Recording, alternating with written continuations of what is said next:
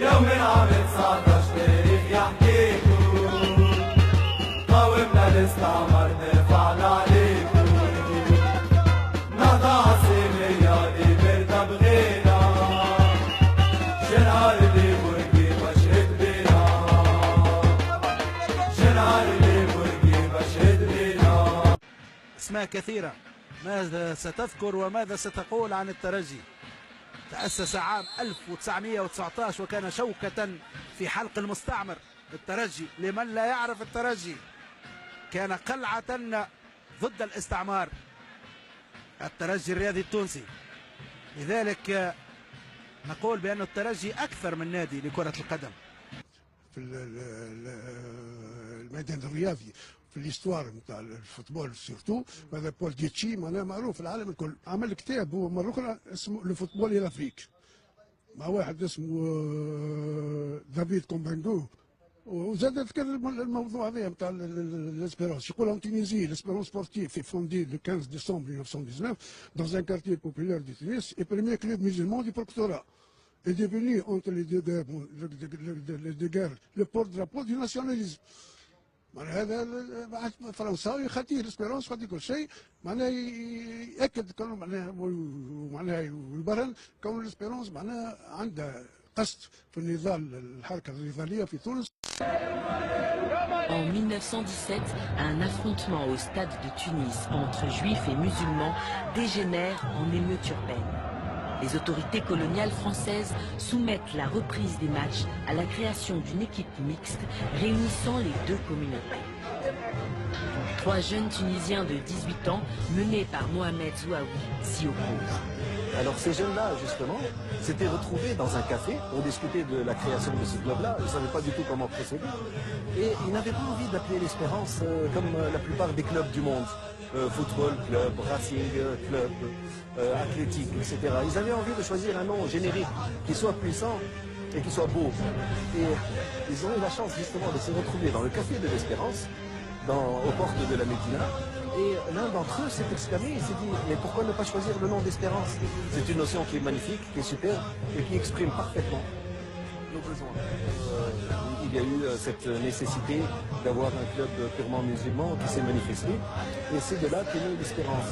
Tout cela s'est déroulé dans un contexte de rivalité ethnique, religieuse. Tout le monde est devenu espérantiste parce que l'Espérance jouait ce jeu-là contre le Stade Gaulois ou le Racing ou l'Italia ou qu'elle a enlevé un titre là. 1919 naît avec l'Espérance sportive de Tunis, la première véritable équipe nationale. L'équipe a commencé immédiatement parce qu'il fallait rédiger des statuts, il fallait se conformer à une réglementation qui existait à l'époque, qui prévoyait que ces équipes devaient être présidées par un Français. Les 3 jeunes acceptent pour commencer la présidence du Français Louis Montassi.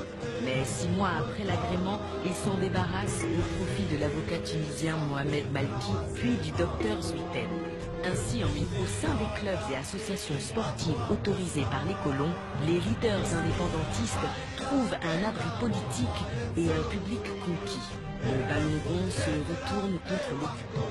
Les leaders du mouvement national en 1931 repèrent l'indépendance tunisienne était membre du comité directeur de l'Espérance avec son frère qui était secrétaire général et lui était vice-président. Si le président Bolivar, le leader de l'indépendance, a éprouvé le besoin de s'intégrer à l'Espérance parce que il avait déjà mesuré toute l'importance et tout que cela pouvait avoir pour le mouvement national de canaliser une association extrêmement populaire. تصور عندك بتقول عليه الكتاب هذا؟ طبعا الكتاب هذا شوف الترجي رمز الوطنيه. الترجي رمز الوطنيه. شوف الكتاب محلاه ما تتباعش بعد نصف الليل وتتوزع في منتصف النهار. الناس كل قراته شيء يعمل كيف. الترجي في الكتاب هذا نقراه انه تولد قبل الحزب الدستوري اللي جاب الاستقلال نتاع البلاد، تولد قبل الكبيره لو جي تي تي الترجي تولد لمكافحة الاستعمار. تعرفش أنا نهار فكرة الترجي يوم 3 مارس 1918 سماه الأحد الأسود. سماه الأحد الأسود. من نهارتها الشرارة الأولى لولادة الترجي. شوف كتاب ملون حلو مزيان لا علاقة له بكتاب الأحزان، لكنه أحسن رد على من يجهل التاريخ. سامحني نقراها الكلمة على خاطر فما ناس لازم تسمعها. والترجي طبع التاريخ ومن حاول تشويهه خرج من التاريخ. هاو الكتاب المزيان، أما الكتاب الأكحل يبقاش في البال. ولهذا اللي باش يحكي على الترجي لازم يقوم بكري. ريت الاحتفالات انا هو من الاحزاب عنده غنايه الترجي بوملون بومزين كتاب تونس، لان الترجي تونس حب من حب وكره من كره. الكتاب عبد العزيز بالخوجه اللي كان فيه تصاور وفيه برشا ولد المرحوم حسن بالخوجه رئيس سابق للترجي.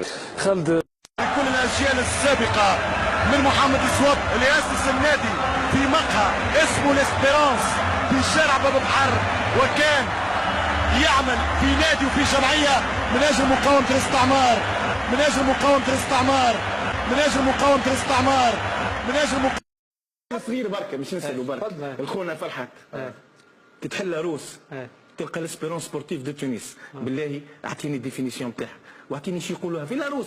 خلي يحلوها توا للناس اللي قدامهم لاروس. اي هما يقولوا اقبل لا بالسوري مثال تقولها لي. لا بلو غراند ايكيب تونيزيان دو فوتبول فهمتي في الفوتبول لاروس.